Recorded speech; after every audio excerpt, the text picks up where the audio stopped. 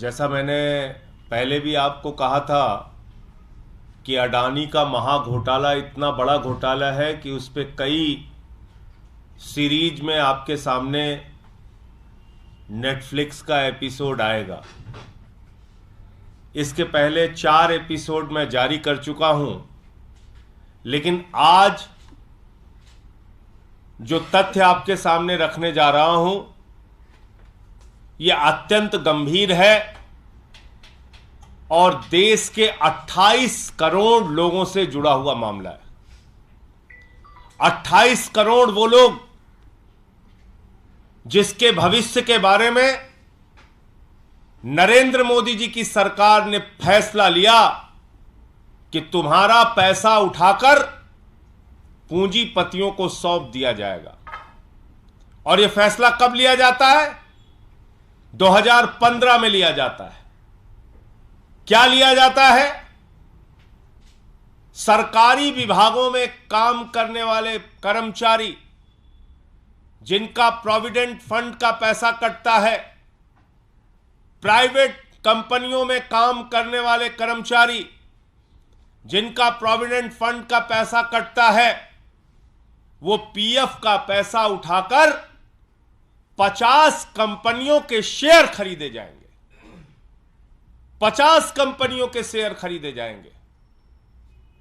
और आपको जानकर हैरानी होगी कि इसमें 2 कंपनियां, अडानी पोर्ट और अडानी इंटरप्राइजेस, ये 2 कंपनियां अडानी की हैं। और पैसा कितना लगा है आप सुनेंगे तो आपके होश उड़ जाएंगे। 1,57,000 करोड़ रुपए, 1,57,000 करोड़ रुपए इन कंपनियों का शेयर खरीदा गया है। किसके पैसे से? जो भविष्य के सुरक्षा के लिए लोग, कर्मचारी अपने भविष्य की सुरक्षा के लिए पीएफ का पैसा रखते हैं, उस पैसे से 1,57,000 करोड़ रुपए का शेयर खरीदा गया है।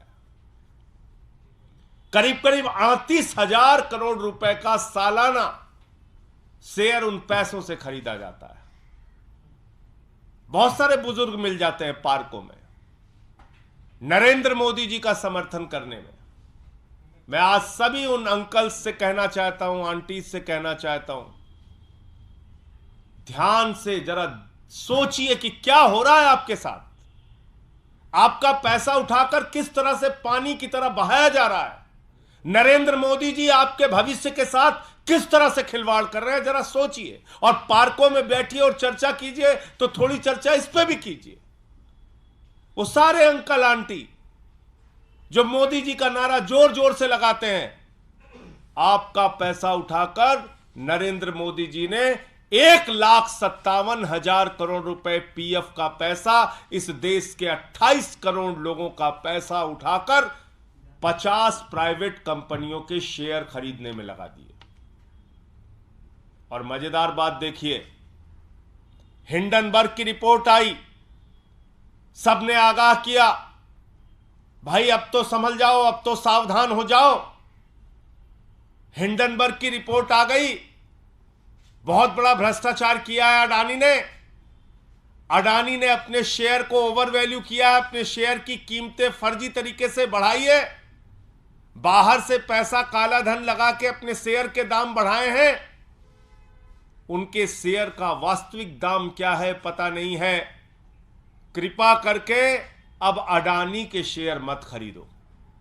किसने कहा? तमाम फाइनेंशियल एक्सपर्ट्स ने, तमाम अर्थशास्त्रियों ने, तमाम लोगों ने आगाह किया कि भाई ये बुजुर्गों का पैसा है, ये कर्मचारियों का पैसा है, ये इस देश के 28 करोड़ लोगों का पैसा है, इसको कम से कम अडानी की कंपनी में अब तो मत डुबाओ। लेकिन 27 मार्च को मीटिंग होती है ईटीएफओ बोर्ड की,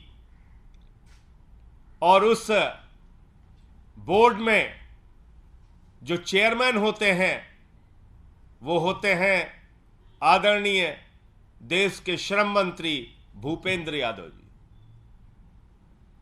भूपेंद्र यादव जी जो देश के मंत्री हैं, वो उस बोर्ड के चेयरमैन हैं। ये रिपोर्ट भी आ जाती है, आगाह भी किया जाता है कि भाई आप कर्मचारियों की जीवन से जुड़ा हुआ उनके भविष्य की निधि जो रखी है, उनके लिए जो पीएफ का पैसा उनके संकट के समय में काम आता है, कम से कम ये पैसा अडानी के ग्रुप पे मत लगाइए। लेकिन बावजूद इसके वो पैसा अडानी की उन 2 कंपनियों में फिर लगाया जाता है। क्या प्रेम है आपका अडानी से? आप देश के करोड़ों लोगों का पैसा क्यों उठा के अडानी के ऊपर लुटा रहे हैं? एलआईसी में लुटा रहे हैं अडानी का पैसा, अडानी का पैसा उठाकर एलआईसी का पैसा उठाकर अडानी के ऊपर लुटा रहे हैं, एसबीआई का पैसा उठाकर अडानी के ऊपर लुटा रहे हैं, पीएनबी का पैसा उठाकर अडानी के ऊपर लुटा रहे हैं, बैंकों का पैसा उठाकर अडानी के ऊपर लुटा रहे हैं, और अब ये पीएफ का पैसा, करोड़ों लोगों के जिंदगी से जुड़ा हुआ पीएफ का पैसा वो उठाकर अडानी के ऊपर लुटा रहे हैं।